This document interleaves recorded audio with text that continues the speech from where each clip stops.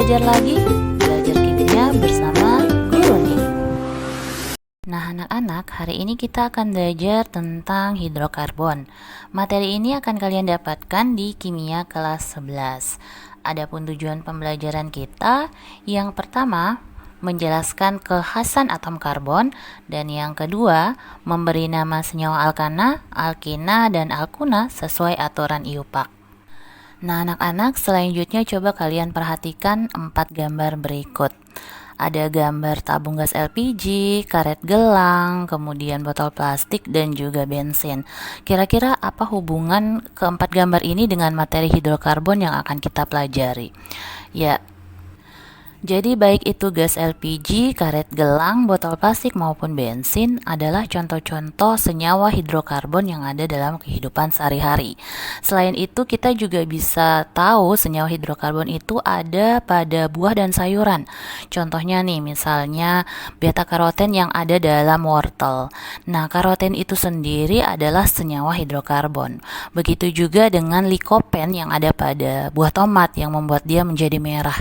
Nah itu juga adalah contoh dari senyawa hidrokarbon. Lalu apa sih hidrokarbon itu? Jadi senyawa hidrokarbon adalah senyawa organik yang tersusun dari unsur hidrogen dan unsur karbon yang memiliki rumus molekul CXHY, di mana X dan Y-nya ini tergantung dari jenis golongan hidrokarbon. Nah, senyawa hidrokarbon ini sangat sederhana tetapi jumlahnya sangat melimpah. Hal ini karena adanya unsur karbon. Unsur karbon ini memiliki ciri khas tertentu.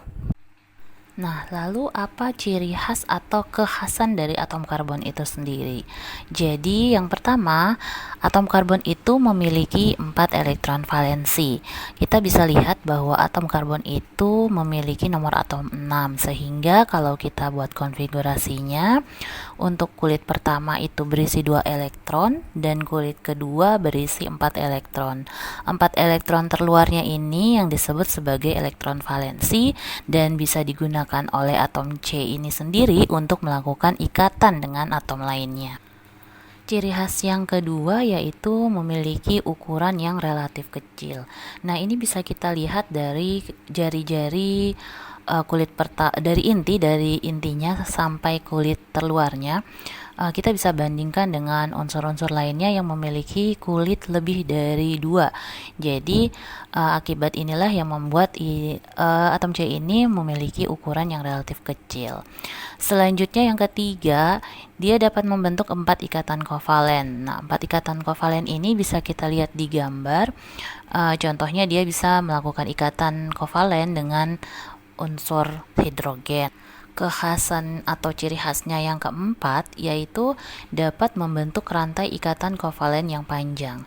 Jadi karena atom karbon ini memiliki 4 elektron valensi atau biasa kita sebut dengan 4 tangan, maka 4 tangan ini bisa digunakan untuk berikatan kovalen dengan atom yang lain. Jadi di sini bisa kita lihat atom karbon yang pertama melakukan ikatan dengan 3 atom hidrogen dan juga atom karbon lainnya, sehingga membentuk suatu rantai ikatan kovalen yang panjang. Dan yang terakhir, dia dapat membentuk ikatan baik itu ikatan rangkap 2 maupun di ikatan rangkap 3. Nah, bisa kita lihat sama ya penjelasannya. Jadi karena atom karbon itu memiliki 4 tangan, jadi ikatan yang pertama bisa dia lakukan dengan atom karbon yang bisa membentuk suatu ikatan rangkap 2 ataupun rangkap 3. Kemudian untuk sisa tangannya yang lainnya bisa dia berikatan dengan atom hidrogen. Nah, karena atom karbon ini memiliki 4 elektron valensi, di mana 4 elektron ini bisa digunakan untuk melakukan ikatan kovalen dengan unsur yang lain. Nah, tidak menutup kemungkinan dia melakukan ikatan dengan atom karbon juga. Nah, dengan atom karbon 1, atom karbon 2, atom karbon 3, dan seterusnya membentuk suatu rantai karbon yang panjang. Nah, bagaimana kita bisa mengetahui itu atom karbonnya, atom karbon apa sih? Posisi atom karbonnya di dalam rantai itu jenisnya apa? Nah, kita bisa lihat di gambar. Untuk atom karbon primer itu adalah atom karbon yang mengikat satu atom karbon lainnya. Nah, yang paling kiri kalian bisa lihat, dia hanya mengikat satu atom karbon, yaitu atom karbon yang ada di sebelah kanannya. Kemudian atom karbon sekunder adalah atom karbon yang mengikat dua atom karbon lainnya. Di gambar kalian bisa lihat atom karbon nomor 2, dia mengikat atom karbon di sebelah kiri dan sebelah kanannya. Jadi ada dua atom karbon yang diikat. Selanjutnya untuk atom karbon tersier, dia mengikat tiga atom karbon lainnya, yaitu di sebelah kiri, kanan, dan juga di atas. Kemudian yang terakhir atom karbon quaternar adalah atom karbon yang mengikat 4 atom karbon lainnya.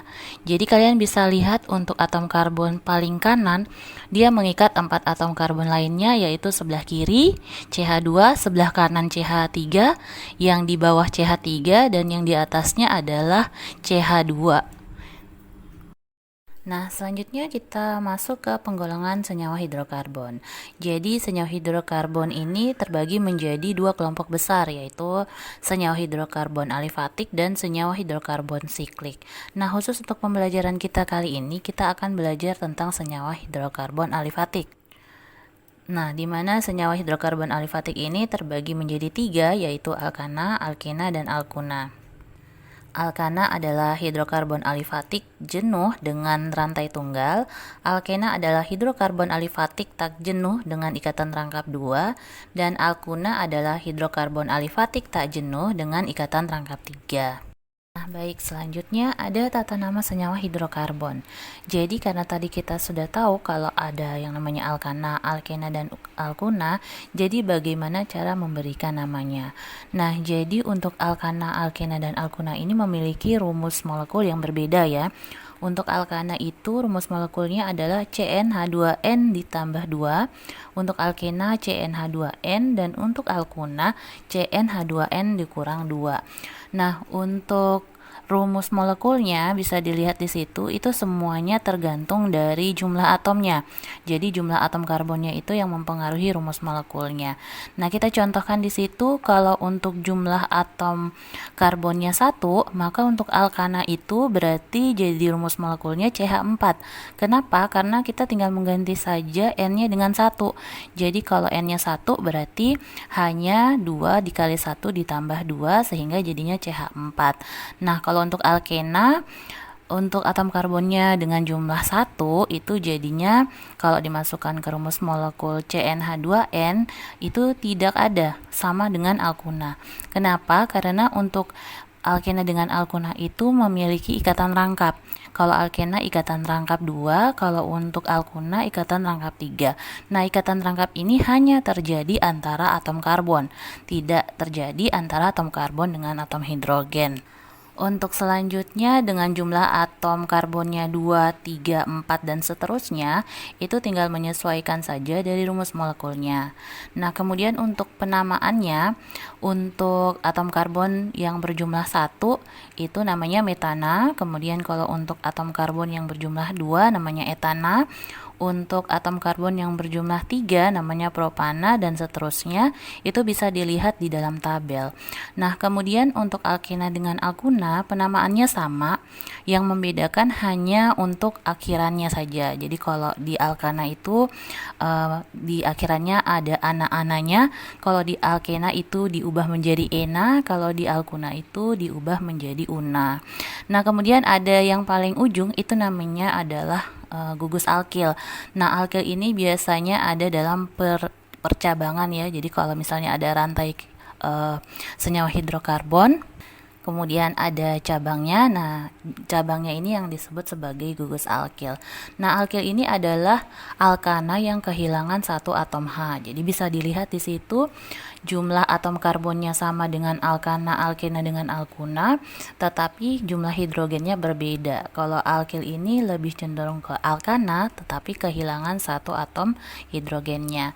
Nah, namanya juga berubah, bukan lagi di belakangnya ada ana-ananya atau ena-ena atau unanya, tetapi dia berubah menjadi di akhirannya itu diubah menjadi il. Jadi kalau tadinya metana, metena, etana, etena dengan etuna, dia jadinya etil. Kalau propana, propena dengan propuna, dia jadinya propil. Dan begitu juga seterusnya ya. Baik, selanjutnya ada aturan penamaan senyawa hidrokarbon. Jadi untuk memberi nama senyawa hidrokarbon, kita harus memperhatikan 5 poin penting. Yang pertama, kita pilih dulu rantai atom karbon terpanjang sebagai rantai induk. Kalau dia alkena atau alkuna, kita lihat lagi nih di mana yang ada ikatan rangkapnya. Itu kita tarik sebagai rantai induknya.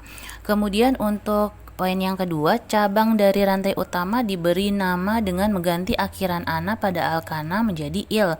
Nah, ini seperti yang sudah dijelaskan sebelumnya ya. Ada yang namanya gugus alkil.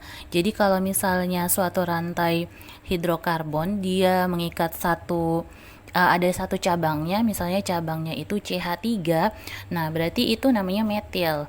Kalau di alkana namanya CH4 itu metana, kalau metil itu dia kehilangan satu atom hanya, makanya namanya metil. Kemudian untuk atom-atom karbon pada rantai utama diberi nomor secara berurut. Nah, penomorannya ini kita lihat kita tuliskan mulai dari yang dekat dengan cabangnya dulu. Jadi kalau dia alkana, kita lihat yang paling dekat dengan cabang itu yang mana, itu kita tulis urutannya mulai dari nomor 1. Tapi kalau untuk alkena dengan alkuna, kita melihat lagi yang mana yang dekat dengan ikatan rangkapnya. Yang dekat dengan ikatan rangkapnya itu yang kita beri nomor 1 dan seterusnya. Kemudian yang keempat, untuk substituen cabang yang sejenis dinyatakan dengan awalan di, tri, tetra, penta, dan seterusnya. Misalnya kalau ada satu rantai hidrokarbon di mana dia memiliki 2 cabang. 2 cabangnya ini adalah sama-sama metil, berarti sejenis karena memiliki cabang sebanyak metilnya ada 2, maka di situ kita tambahkan awalan di. Jadi bukan lagi metil tetapi dimetil karena cabangnya ada 2 yaitu metil. Nah, kemudian kalau misalnya ada 4 cabangnya, ada 4 dan semuanya itu sama-sama metil, berarti kita tinggal tambahkan awalannya dengan kata tetra, jadi tetrametil. Selanjutnya kalau substituen cabangnya itu kita tuliskan sesuai dengan urutan alfabetik. Jadi kalau ada cabangnya itu metil dengan etil, kita tuliskan yang pertama adalah etil duluan. Kenapa? Karena etil sama metil itu kita lihat huruf awalnya itu E dengan M, dimana kalau untuk alfabetik huruf A duluan, E duluan kemudian baru M, makanya kita tulisnya etil kemudian metil.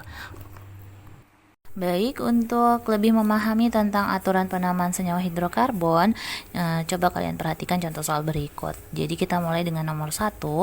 Di situ kita tentukan dulu rantai induknya. Di situ kita mengambil rantai induknya bukan yang lurus tetapi yang belok ke bawah. Kenapa? Kalau lurus itu jadi jumlah atom karbonnya hanya 4. Kalau kita belokkan ke bawah, dia jauh lebih panjang karena atom karbonnya ada 6. Sehingga kita mengambil rantai induknya itu yang belok ke bawah. Kemudian untuk cabangnya itu terletak di atom karbon nomor 2 dengan nomor 3. Kita bisa lihat di situ ada alkilnya, dua-duanya sama yaitu metil, sehingga kalau kita mau memberikan nama, kita tinggal memberikan nama yaitu 2,3 dimetil heksana. Kenapa 2 dan 3? Karena ada cabangnya di atom karbon nomor 2 dengan 3 yaitu metil, karena jumlahnya ada 2 makanya disebut dimetil. Dan kenapa heksana? Karena rantai induknya adalah heksana ya, ada 6. Selanjutnya untuk nomor 2 sama, kita berikan dulu atau kita cari dulu rantai induknya. Di situ rantai induknya kita ambil yang lurus. Kenapa? Karena dia jumlahnya lebih banyak, jadi lebih panjang. Di situ ada atom karbonnya ada 6. Kemudian untuk penomorannya kita mulai dari yang terdekat dengan ikatan rangkap. Jadi kalau tadi nomor 1 itu kita memberi penomorannya dimulai dari yang terdekat dengan cabang. Untuk alkena kita memberikan nomornya itu yang paling dekat dengan ikatan rangkapnya. Jadi kita mulai nomor 1-nya itu dari sebelah kanan, kemudian nomor 2 dan seterusnya mengikuti dari nomor 1-nya. Kemudian kita lihat juga rantai cabangnya. Di situ cabangnya ada di nomor 3, 4, dan 5. Sama-sama metil. Jadi cabangnya sejenis, makanya karena sejenis dan jumlahnya ada 3, jadi kita bisa memberikan namanya yaitu 3,4,5 trimetil 1 heksena. Kenapa? Karena pada atom karbon nomor 3, 4, dan 5 ada metil, jadi karena metilnya ada 3 makanya disebut 3,4,5 trimetil. Kemudian 1 heksena, 1 itu karena di atom karbon nomor 1 ada ikatan rangkap 2 dan heksena itu diambil dari rantai induk yang berjumlah 6. Untuk nomor 3 itu adalah contoh dari alkuna. Caranya sama dengan nomor 2. Kita lihat dulu rantai induknya, kita cari yang paling panjang, kemudian untuk penomorannya kita mulai dari yang paling dekat dengan ikatan rangkap 3-nya. Selanjutnya untuk cabangnya ada di nomor 3 dengan 4, tapi tidak sejenis ya. Yang nomor 3 itu etil karena C-nya 2 hanya 5.